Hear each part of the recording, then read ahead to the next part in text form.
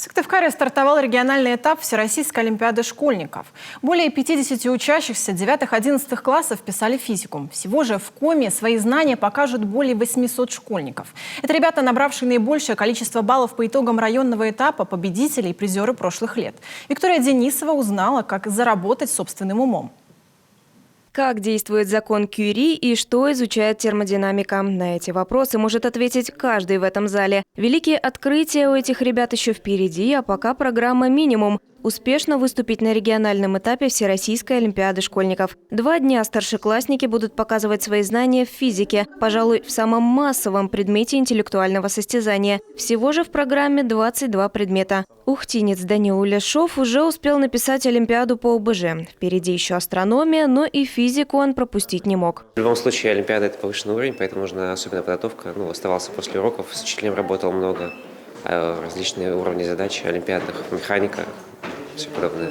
Уже стало доброй традицией, что Всероссийская олимпиада школьников проходит в стенах Сыктывкарского университета. И это не случайно, что многие участники прошлых лет стали студентами опорного вуза России. Мы посчитали, 65 наших преподавателей входят в состав жюри предметных олимпиад на этом уровне. С вами работают волонтеры, вы их видели, наверное, на входе. Вы видели, в белых халатах стоят наши студенты-медики. Я желаю вам, конечно, бодрости, здоровья, ни пуха, ни пера.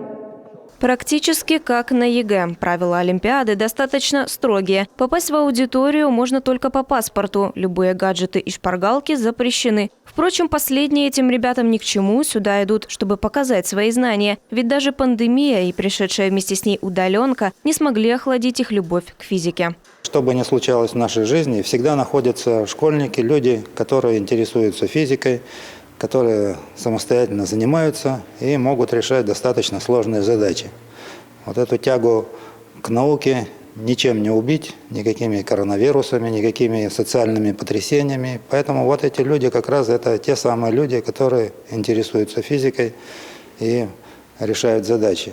4 часа на 4 задания. Трудностей эти ребята не боятся. Победители регионального этапа будут защищать честь республики уже на всероссийском этапе. Всероссийская олимпиада школьников – это с 9 по 11 класс наши дети принимают участие. Значимое событие. Почему? Потому что призеры и победители всероссийского этапа, они обеспечивают себе поступление в желаемый вуз по тому направлению, в котором они занимают лидирующие позиции. На территории Республики Коми мы активно поддерживаем наших одаренных школьников. У нас учреждена премия главы Республики Коми, и победители и призеры всероссийского этапа получают денежный сертификат. Победителям вручат по 50 тысяч рублей, призерам по 30. Такое денежное поощрение в республике ввели впервые. А это значит, что у старшеклассников есть возможность не только получить интеллектуальный багаж, который обязательно пригодится во время учебы в вузе, но и заработать своим умом. Виктория Денисова, Павел Королев, Дмитрий Ведерников, телеканал Юрган, Сыктывкар.